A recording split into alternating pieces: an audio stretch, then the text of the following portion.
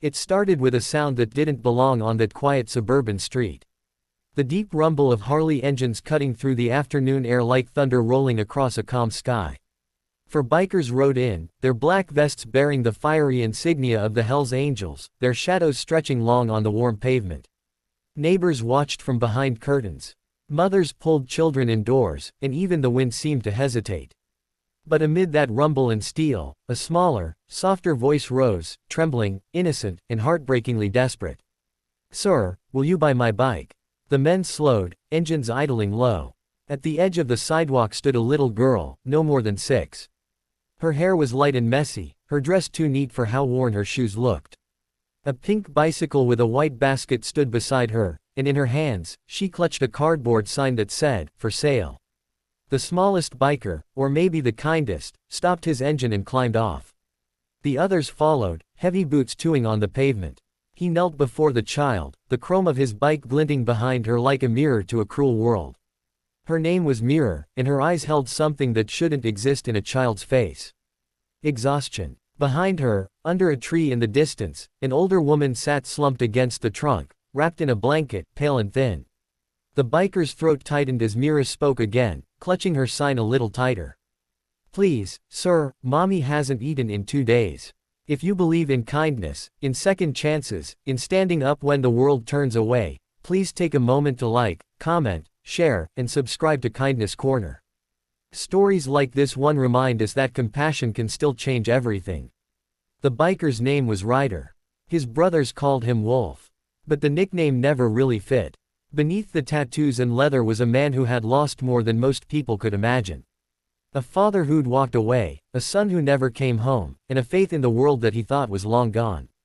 But that day, kneeling on that hot pavement, he felt something stir again.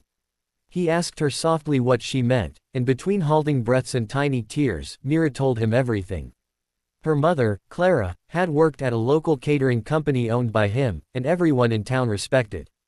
Mr. Hensley, the CEO, who smiled on magazine covers and donated to charities for the cameras. When the company downsized, Clara was among those fired. She pleaded with him, begged to keep her job just a few weeks longer so she could feed her daughter. But Hensley didn't care. He said she was replaceable.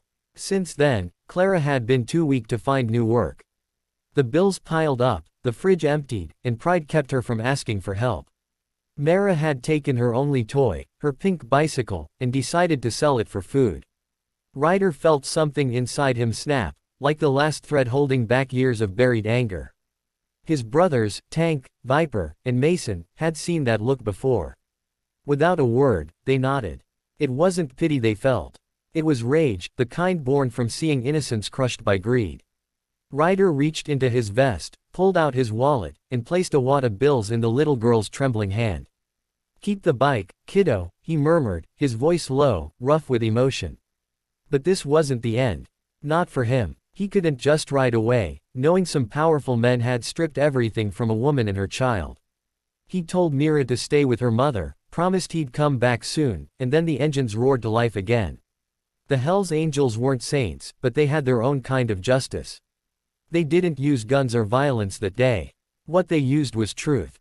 They tracked Hensley's office, a tall glass building that gleamed in the sunlight, a monument to arrogance. The 4 men walked in like thunder after lightning, boots echoing against marble floors. The receptionist froze. Ryder's eyes found Hensley's through the glass wall of his office. The kind of men with a gold watch, a fake smile, and hands that had never worked an honest day in years. "What is this?" Hensley scoffed as they entered. But Ryder didn't shout. He placed the for sale sign on the CEO's pristine desk, the same cardboard Mirror had held. "That," he said quietly, "is what your greed cost." For the first time, the polished businessman looked shaken. Ryder told him about the little girl, the mother starving under a tree, and the bicycle worth more in love than all his cars combined. Hensley tried to defend himself, mumbling about business and layoffs. But his excuses died when he saw the fury in those men's eyes. Not criminal rage, but moral fire. They didn't hurt him. They didn't have to. Instead, Ryder leaned close and said, "You don't get to buy forgiveness, but you do get a chance to do what's right." By sunset, the news had spread across the town that the CEO who once fired a struggling mother had anonymously donated a year's worth of groceries to families in need, paid off hospital bills for single parents, and rehired those he'd wronged. No one knew what changed his heart. Only a few rough men and a little girl with a pink bike did. When Ryder and his brothers returned to that tree later that evening, Mira ran to them, her eyes wide with joy. Her mother, Clara, stood now, still weak, but smiling for the first time in weeks. The light caught her face, and Ryder noticed the way her hand trembled when she tried to thank him. He simply nodded, tipping his head as the engines cooled beside them. "You don't owe us anything," he said. "Just promise you'll never give up."